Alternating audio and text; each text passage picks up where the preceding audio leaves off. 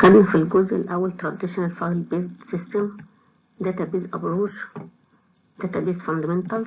هنبتدي دلوقتي إن شاء الله في Data Types of Models، وهنكمل مع بعض برضه إن شاء الله Classification of Database Management. أول حاجة عندي High Level Conceptual Data Models، نماذج البيانات مفاهيم عالية المستوى. It is provide concept for presenting data in ways that are close to where people perceive data. تقديم مفاهيم لعرض بيانات بطريقة قريبة من الطريقة التي ينظر بها الناس إلى البيانات.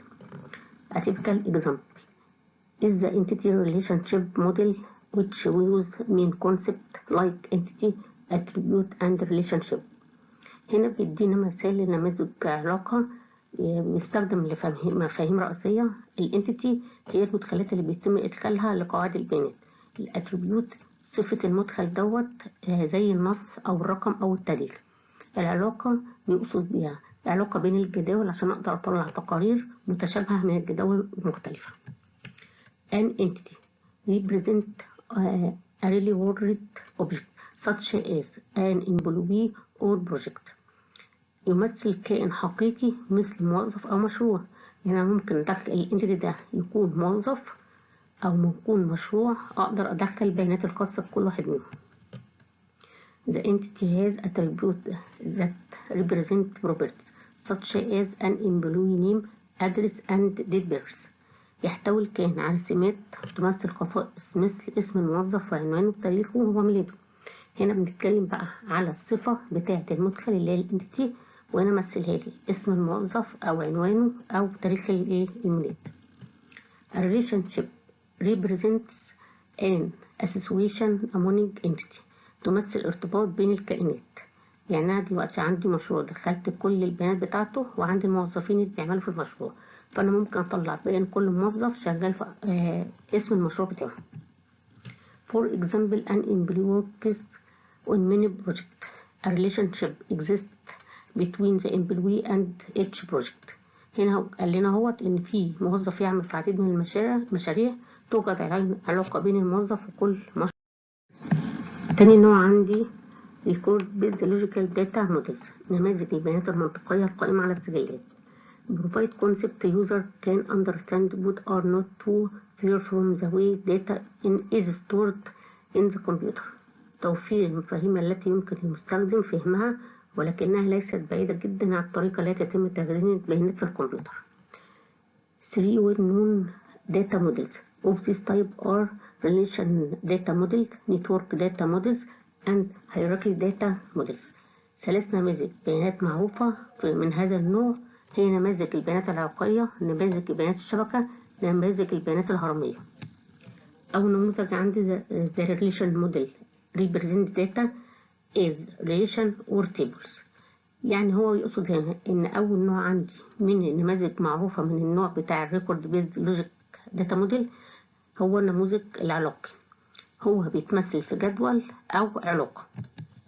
The network model represent data as record types. نموذج البيانات الشبكية بيعرف على إنه سجلات. The hierarchy model represent data as a hierarchy tree structure. نموذج البيانات النموذج الهرمي البيانات كبنية شجرية للهرم. حاجة عندي الداتا موديلينج، نمذجة البيانات. الداتا موديلينج is the first step in the process of database design, also referred to as conceptual design. نمذجة البيانات هي الخطوة الأولى في عملية تصميم قاعدة البيانات، ويشار إليها أيضا باسم التصميم المفاهيم. The main of this phase to the describe. الهدف من هذه المرحلة وصف أول حاجة the data contained in the database. Entity, students, lecture, courses, subjects. هنا بيقول البيانات اللي واردة في قاعدة البيانات، فبيديني مثال على الكائنات اللي هي المدخلات في القاعدة: طلاب، محاضرون، دورات، مواد دراسية. تاني حاجة عندي the relationship between data items. بيديني مثالين على students are supervised by lecture teach courses. العلاقة بين عناصر البيانات على سبيل المثال الطلاب تحت إشراف محاضرين، يقوم المحاضرون بتدريس القرارات. بعد كده بيقول لي constraint on data. Student number has exactly 8 digits. A subject has 4 or 6 units for credit only. قيود على البيانات. على سبيل المثال يتكون رقم الطالب من 8 أرقام بالظبط. هنا القيد اللي أنا بحط على المدخل إن أنا بلزم مدخل البيانات إن يكون رقم الطالب بيتكون من 8 أرقام لا أكثر ولا أقل. يحتوي الموضوع على 4 أو 6 وحدات فقط.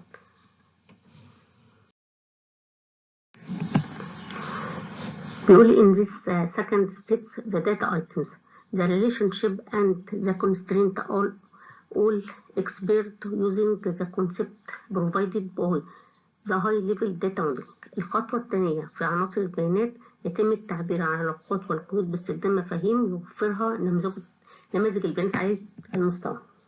The third step is database design. During the step we may have 2 sub-steps. الخطوة الثالثة تصميم قاعدة البيانات. خلال الخطوة يكون لدينا خطوتين فرعيتين. يعني وأنا بصمم قاعدة البيانات لابد من اتباع خطوتين. أول حاجة بقول لي one called database logical design which defines a database in a data model of a specific database management system. واحد يسمى التصميم المنطقي لقاعدة البيانات والذي يحدد قاعدة بيانات في نموذج بيانات لقاعدة بيانات معينة. Another called database physical design which defines the internal database storage structure, file organization or index techniques. الخطوة الثانية تصميم المادي لقاعدة البيانات والذي يحدد هيكل تخزين قاعدة البيانات الداخلية، تنظيم الملفات أو تقنيات الفحص. بعد كده these 2 sub-steps are database implementation and operation user interface building steps. هاتين الخطوتين الفرعيتين هما تنفيذ قاعدة البيانات اللي هي database implementation وخطوات بناء العمليات وواجهة المستخدم اللي هي operation user interface. In the database design phase, data are represented using a certain data model. في مرحلة تصميم القاعدة يتم تمثيل البيانات باستخدام نموذج بيانات معين. هنبدأ نشرح دلوقتي هو ايه الموديل دي. The data model is a collection of concepts or notations for describing data relationships, data semantics and data constraint. نموذج البيانات عبارة عن مجموعة من المفاهيم أو الرموز لوصف بيانات أو علاقة بين علاقات البيانات ودلالات البيانات والقيود. خلصنا type of models. هنخش بعد كده في آخر شق classification of database management system اللي هي تصنيف أنظمة إدارة قواعد البيانات. can be classified based on several certain such as data model, user number and database distribution. يمكن تصنيفه على عدة معايير مثل نموذج البيانات، أرقام مستخدمين، توزيع قاعدة البيانات. أول حاجة عندي classification based on data model، التصنيف على أساس نموذج البيانات. In certain years the new object-oriented data model were introduced. في السنوات الأخيرة تم إدخال نموذج البيانات الجديد الموجه للكائنات. This model is a database management system in which information is represented in the form of object as used in object-oriented programming. هذا النموذج هو نظام إدارة قواعد البيانات حيث يتم التمثيل المعلومة في شكل كائن كما تستخدم في البرمجة الموجهة للكائنات. Object-oriented database management system OODBMS combine database capability with object-oriented programming language capabilities. تجمع أنظمة إدارة قواعد البيانات الكائنية بين إمكانيات قواعد البيانات وإمكانيات لغة البرمجة الموجهة. تاني حاجة عندي classification based on user number، التصنيف على أساس أرقام المستخدم. A database management system can be classification based on the number of users it supports. يمكن تصنيف database management system بناء على عدد المستخدمين الذين يدعمهم. رقم 3 classification based on database distribution، التصنيف على أساس توزيع قاعدة البيانات. There are 4 main distribution systems for database system and this in turn can be used to classify the database management system. هناك 4 أنظمة توزيع رئيسية لأنظمة القواعد البيانات وتقوم بدورها على استخدام التصنيف. أول حاجة centralized systems، أنظمة مركزية. With a centralized database system is the database management system and database are stored at a single set that is used by several other systems too.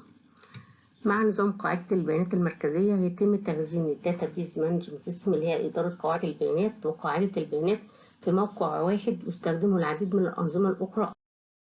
عندي distribute database system، نظام قواعد البيانات الموزعة. The active database and database management system software are distributed from various sites that are contained by a computer network. يتم توزيع قاعدة البيانات الفعلية وبرنامج الداتابيز مانجمنت سيستم من مواقع مختلفة متصلة بشبكة الكمبيوتر. Homogeneous Distributed Database System، أنظمة قواعد بيانات موزعة متجانسة. Use the same database management system software from multiple sites. استخدام نفس برنامج database management system من مواقع متعددة. رابع نوع عندي Heterogeneous Distributed Database، نظام قواعد البيانات الموزع غير متجانس. Different sites might use different database management system software, but there is additional common software to support data exchange between these sites. قد تستخدم المواقع المختلفة برنامج database management system مختلف، ولكن هناك برامج إضافية مشتركة لدعم تبادل البيانات بين هذه المواقع. نكون انتهينا إن شاء الله من الشابتر رقم 4 في مادة الداتا انتري. نلقاكم على خير إن شاء الله في الشابتر رقم 5 وشكرا.